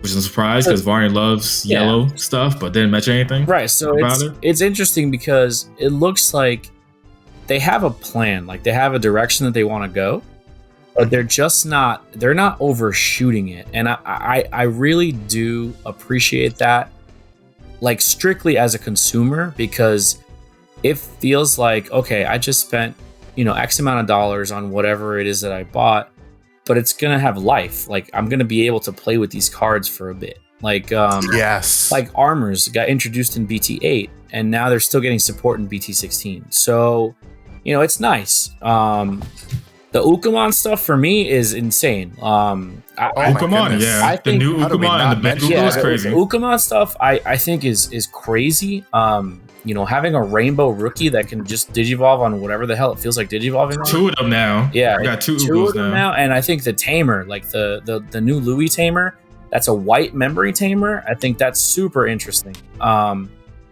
White is like your support color, but it's kind of getting to the point where it's like establishing its own identity a little bit. It's a staple. Yeah. There's staple cards, it feels like, potentially. Right. White has a lot of staples. White has the cheapest tamers in the game, with Cool Boy and Analog Youth, and there's a lot of 2-cost white tamers. If they start, if they make a white hybrid, we're in trouble because there's a lot of stuff that white can do if they start supporting it. Like those Ukamon cards are great in support of other decks for right now, but if they start building more on top of that, like the big Ukamon that comes out from the tamer, like that card's pretty good. So it's interesting. Like they're kind of like slowly adding more to that color, and eventually, you might see it fleshed out. The thing I think is interesting is we're going into BT16 and there's no black ace. I think that's interesting. Well, there is. No, it's Baihumon. It's what? Baihumon. It's a Deva ace. It's a good card. But it's pretty much, it's locked to Deva. Also, we have the War Greymon ace as well. Yeah. Yeah, but that came out in like a starter deck, like a set. It hasn't. There's no level 5 ace. To be fair, I mean it's fair because when you look at like the identity of Black since they released BT14, like obviously none of the main kids were Black. War Greymon should have been Black, but they went with the red route instead because he had gotten a starter deck. And then obviously, so nothing would have happened in BT15, but BT15 was also the prime way to feed Machine Dramon support.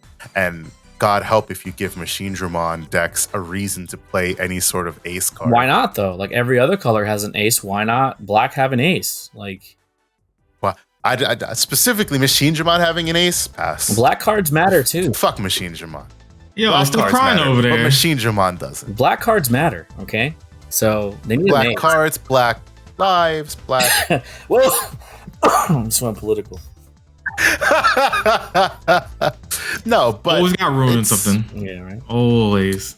Don't get me started. I'll go off on a rant right now. But for me personally, like I love playing bad decks, right? So I love the gimmick decks. Like as much as I hate. Well, it's like you love the idea of like Digimon. You know, like if you didn't care about Digimon as a franchise, you might not care about the bad decks, so to say. But because you actually like Digimon, you like playing the decks that aren't tier 1, tier 1.5 meta type shit. Right. It's still fun for me. Like I love slamming my head against the wall and trying to figure out something that's bad and trying to make it good. Like to me, like anybody can play a good deck, right? Anybody can build a good deck, right? But for me, like I like building bad decks. I like using cards that are what does that even do? Like, or where does even that like one of my favorite cards in the game is Digimon Emperor. I love that card. And it's not played because it's not a good card, quote unquote, but in the right situation, it could probably be a really good card, especially with all this Ubermon stuff coming up. People are pushing. Can you imagine? Yeah, people are pushing. Like it's the immediate counter. Yeah, it can't cancel each other out without memory like, thinking outside the box and stuff like that. But I like, obviously, you have your staples for competition, and you have like your tiered decks for competition. I like the fun stuff, man. Like I'm like EX5, it's gonna be a great set, but I'm really excited for like the Grace Nova stuff. Like that's what I want out of that set. BT 14 or 15, whatever BT number that we're going on. Like I like those like sleeper like support cards, because it's like, okay, well, what kind of support can I get for an older archetype from an older deck that I like to play? So that's how I look at it. But yeah, you have your good stuff, you have your like meta stuff, and then you have like your sleepers. And then when you're playing sealed, like when you're playing pre-releases, the sleepers are what win you the games. Like sometimes those are the ones that are the best cards. The best cards. Like, like the last pre-release that we did for BT14, the best card in my deck was Marine Angemon. Marine Angemon was a freaking problem in BT14 pre-release, because it was just on play, recover one, and bounce something back to the hand. And if you bounce something back, that's where you get the recovery. You want a BT15 problem card? Cannon Dramon. Oh, that card's gonna be good. End of your turn. If your opponent has 4 or more memory, delete one of your opponent's Digimon with the lowest DP. End of opponent's turn. If you have 4 or less memory, delete one of your opponent's Digimon with the highest play cost. Yeah. It's dumb. If that sticks, your opponent's fucked. Given that we have no hard removal, because we never do anymore. All of this stuff is like archetype logged, or it's like support options. You're not removing that. The only way you remove that is by doing some shit like Digivolving Levia X, and then making sure that you have fucking 7th Lightning and trash. Yeah. But like you gotta go out of your way to get rid of this shit. Like it's always these little pesky uncommons and rares that are like, oof. I want to see like if a Kanjamon deck could be like actually an actual thing, because there's a couple cards in the line that's like has an interesting effect like that. Mm-hmm. I want to see if it can be like a viable deck in its own strategy or something, or just a pre-release staple, you want to call it. And like the other thing too, like the other thing for me anyway, I don't know if it's the same for you guys, like the other thing for me is like reading the card text and like the card theory behind it. Everything seems like really busted or really broken on paper, like just reading it and just like, oh my god, this card is so good. Like I thought the first time I read it, the old Baihuman, which was that BT8, the SR Baihuman. I know you're talking about. That was BT9. BT9? Okay. 9, Because 8 was the Flaming God. Yeah, I thought that card was like, oh my god, this card is incredible. Like, this is the strongest card I've ever seen. And I just never played it. So it's like, reading it on paper and in theory and like reading it and, it's like, okay, cool. But like building the deck and playing the deck and then having your matchups, that's where I think like it comes across a lot of the time. And the one thing for me in Digimon, like I feel like you're never really out of it. If your opponent makes a mistake and they let you pivot, you can kind of come back. with a certain amount of memory. So that's why I really do enjoy the game, because I feel like you're never really out of it. Like unless you're out of it. Like if you're out of it and you know you're out of it, that's one thing. But if you're got a slow start, or if you feel like you're just maybe 1 or 2 cards away from going off, I feel like you can stay in it if you're choking the right way, or if your opponent is just like, oh, he's not doing anything, let me overcommit. And then if you overcommit and you get hit on the crackback, you're kind of screwed. So that's why I think the game's good. The cards are good. There's definitely like some sets power creep older sets a little bit, but I think Bandai does a really good job of introducing the power creep as well as supporting the older stuff. Yeah, and I mean that's the perfect thing, it's the perfect way to end pod, because we talked in the beginning about DBS and how they fucked up with it. Yeah. And for all intents and purposes, Digimon's going really good. Yeah. I know a lot of people are upset about OTKs, and they're upset about BT9 introduced. And hey, I mean, listen, it happens. But what's important is how the game progresses from that. And I mean, BT9 was a fucking era, and look at what we're in now. How many X antibody decks are running around? None. Black or gray here and there. None. Alphamon could probably still make the surprise appearance, but Grandis got nerfed. Alphamon needs to get rid of Alphamon, man. Or you mode. That card is stupid. Well, man. you think that's dumb, bro? Look at what Fenry does. Think about what that level 7 is gonna fucking do. That's okay. It's gonna be some dumb shit like your opponent's turn never begins. That's a pro tag card. It's gonna be busted. Alphamon's a pro tag card. No, he's a pro tag. No, he's not. Yeah, he is. He had a whole movie. Stop. Like stuff that, like or you can mode or whatever it is, coming out of left field and just winning you the game bothers me so much, because it's like I did everything perfect, but I choked him to 1. Yeah, they just have the Oryukin mode, and it's just like, yeah, I'm just gonna pass you 19 memory and just get it all back. Like it's so annoying. I hate. I know. I hate losing to Alphamon. I just hate it. I hate it. I know what you mean, and I mean I think that's we don't have. We try not to have decks like those anymore. And then you have decks like Fenry. But to be fair, as busted as Fenry can be, Fenry is easily counterable. Sure. Like you can definitely have an easier time dealing with Fenry than you have dealing with Alphamon Prime. In the prime of both decks, I agree. And I think that's a very good thing. Well, we don't know what Fenry's prime is just yet, because it's still coming out with support. I mean, I think we can really acknowledge how strong it's going to be. Yeah, it fell off when Anubis, Melga, and Apocalypse was running around in JP.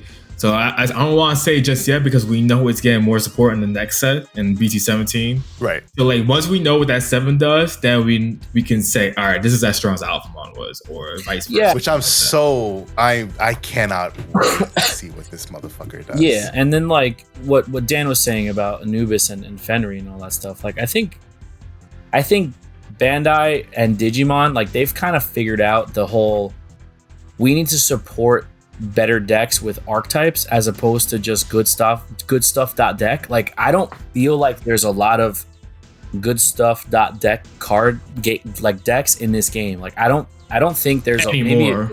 Anymore for sure anymore. Like I think like because just the way the mechanics are, like they want you to digivolve, they want you to climb the ladder, they want you to play the game and kind of play it out like the anime was. It feels like Anubis might be that last good stuff deck probably. Right. And that's I would say, depending on what's comes out future events, but like it feels like that's going because they hit the Eyes Monterey, they hit all the Gabu stuff, they hit the Garuru X. I mean, obviously Garuru X wasn't part of Anubis really. If you wanted to, you could. But like Anubis was like a mix of what was a Mervamon, which was a mix of like Soulmon and all the retail stuff and a bunch of crazy stuff. And with all those, somebody called it was literally Mervamon 2.0. Yeah, that's how I feel the deck is. It definitely feels like Merva 2.0. It's just, why play Minerva when you could just bring a body up and then spawn the Merva for even cheaper than Minerva, and you don't have to lose a body for it. Yeah, exactly. Because Minerva, because for all intents and purposes, Minerva's cool, but very easy to play around. Plays for free, I believe, technically, but like you gotta lose that body for you to be able to play Minerva from trash. But now it's like you get Anubis, which is a cracked body himself, brings the Minerva, then you get 2 more. It just snowballs. It's really crazy. Yeah, I know we've had this discussion in the past, so like our closing thing, Adrian, will be my question to you. Digimon, I mean, we said it in the beginning. I'm glad they went the route where you could kind of digivolve whatever, wherever, and I like that. But there are things that need to be archetype locked. There are things that should only happen, like Hades Force, for example. People are so disgusted by Hades Force, and I'm like, I am only disgusted by Hades Force if I play against it and I get blown out by Hades Force. Yeah. Because at least I know it was only a Greymon deck that can happen to me against. Because if any deck, Machine Dramon, could play a Hades Force just by virtue of having black and red in the deck, and it wasn't locked to a Greymon, it was just like choose one of your Digimon, well then you'd fucking hate your life, because now you're getting blown out by Hades Force by many different decks. Right.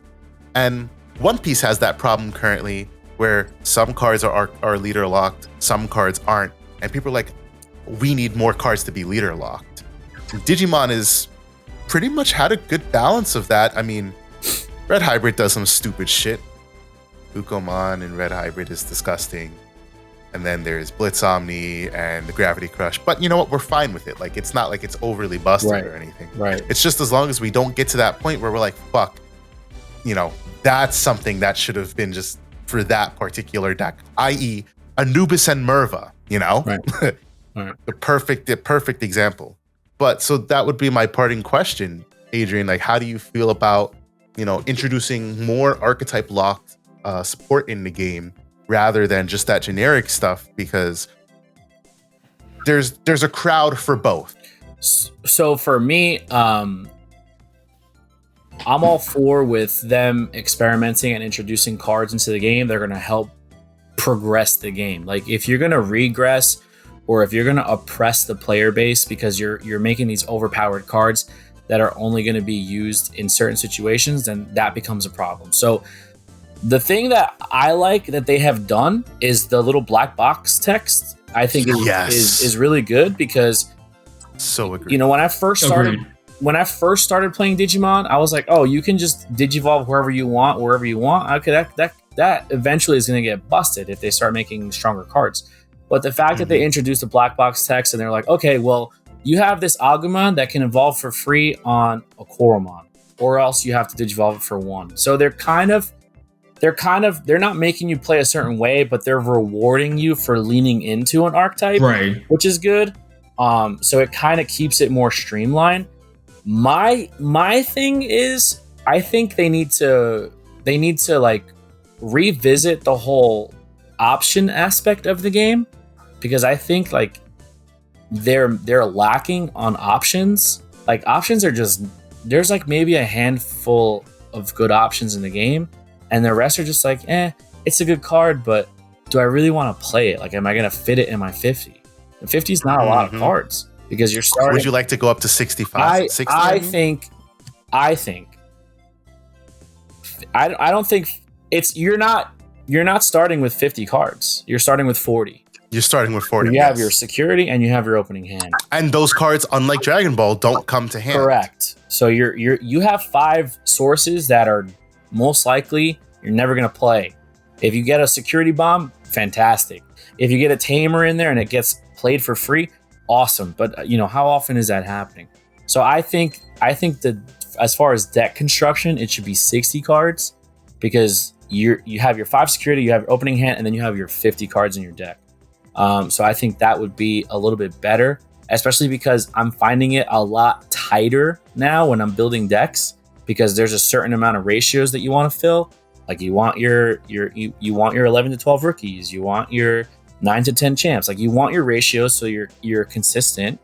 The training boosts do help that consistency, but at the same time, you don't want to clog your deck with unnecessary pieces. So for me, I'm okay with how everything is right now. The black box text is huge because it rewards you for playing a certain way, which I do appreciate. But I think the one thing this game is lacking is attention to the options. There's, like I said, there's just some good options that are like Hammer Spark, free, gain a memory, awesome. Ice Ball, 1 cost, defensive card, great, no problem. But there's not enough of those, I think, because the if you have like a 4 or 5 cost option, that's your turn 9 times out of 10. So I would make lower cost options and float them anywhere. Hold on. I would make lower cost options and float them anywhere between 2 and 3 memory so that you can play it without passing turn, but I would lock those options to certain archetypes. That's why I really like DCD Bomb, because it's such a good, it's not overly busted. It's just a D-Digivolve 1. It can pop a level, or it can pop a play cost 6 and below, depending on what you D-Digivolve. And it's recyclable. And it fits in the archetype. If you have enough memory, that plus Brigadramon is really good. And Brigadramon, like, it just, I get what you're saying, and I agree. There's a fine line between making that option like busted, for that low cost, and making it bad. Like 6 cost options generally, I stray away from. Well, there was actually an option card I was looking at for Dorugoramon that comes out in BT16 that I was like, why doesn't this card have more of a limelight? It's if you have a Digimon with Dorugoramon in its name, delete one of your opponent's Digimon or Tamers with a play cost of 4 or less, then delete all your opponent's Digimon with the lowest play cost. It's X antibody traded, and it's a play cost 6. So it's, in theory, really good, but it is locked to having that Dorugoramon on the field. So that's my point, though. Like, what's stopping you from playing that card? And the only thing that's stopping you from playing that card is that it costs 6. Right, exactly. Right, so if this card costs 3, you would 5. Play. If it cost 5, I mean, obviously, if it costs 3, no shot. Yeah, I'm trying to fit 3 of it in my deck. Right. But, should this card cost 3? No, not really. Definitely not. 5? Blazing Memory Boost, should that cost 5? No, that should be a 6 cost card because you're playing a Tamer and plussing 2 to hand. That should have the perks of playing a Tamer and a Memory Boost. Well, here's the thing. I'll play devil's advocate real quick, right? So we're looking at it as very with tunnel vision, right? We're looking at it as very specific individual cards. But if you were to do it across the board for everything, you would balance it a little better. So like that card that you just described, it's locked to a Dorugoramon. It's an X antibody trait, so it is searchable, which that's something that you have to be careful with. But it's locked to you have to meet a specific requirement for you to play it.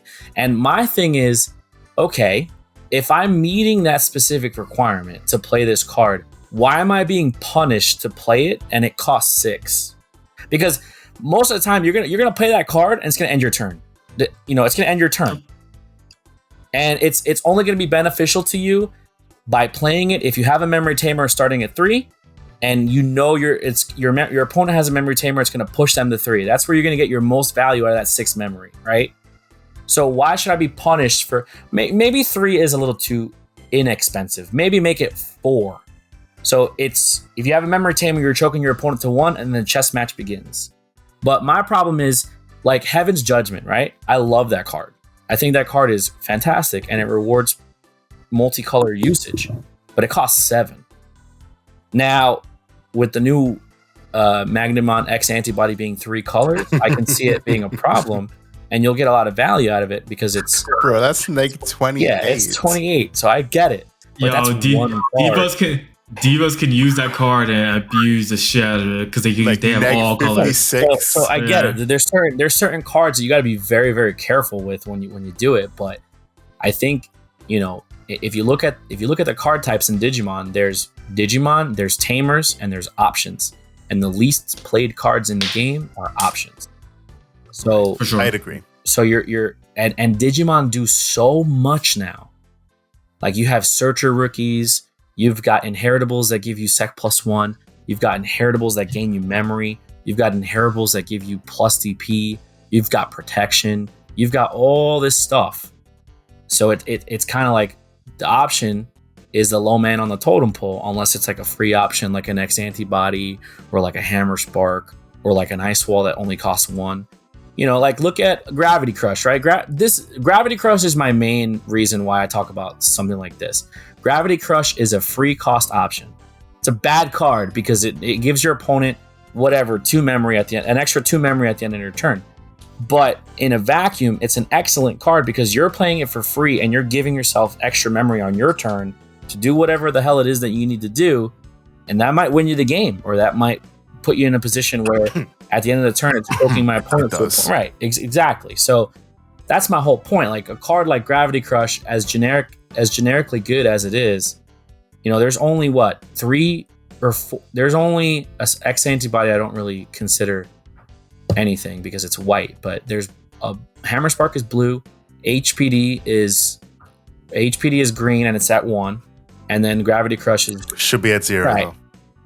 So yeah, I'm not saying make free options that are going to help you win, but if you're going to lock anything, I don't know. Like I want to see options have like their like day in the sun, because I think there's really good options, but I think some of them are just overcosted. Yeah, I mean, I'd agree for sure, especially because like they keep bringing out new options, but I mean, realistically, some of these options just ain't worth They're playing. underwhelmed. Exactly. It's just like, okay, I can play a 4-cost option, or I could slam my Tamer on the table this turn.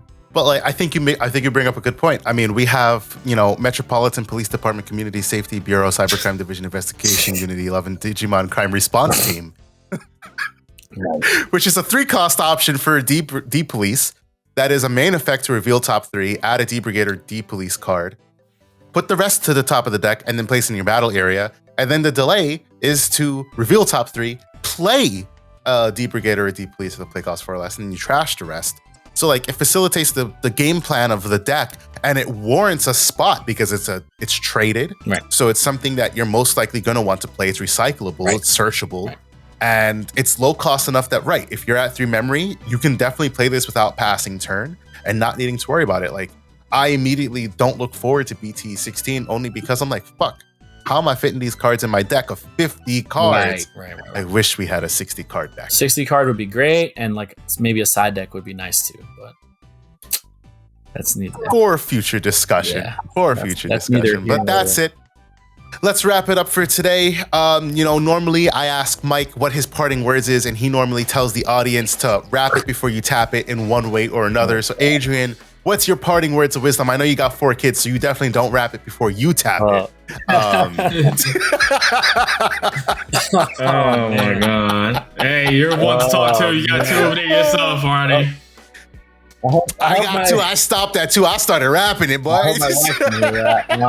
No, I mean, if anything, my parting words of wisdom is just play what you want. I mean, if you like a certain thing, play it. If you like a certain archetype, play it. I mean, at the end of the day, we're supposed to sit across the table and have fun. Like that's what you're right. That's what this is supposed to be. We take it to the next level because we're just, you know, degenerates that like to be competitive, and that's just how it is most of the time. But at the end of the day, sit across the table, play it for fun. It's an enjoyable experience playing cards with people, I think.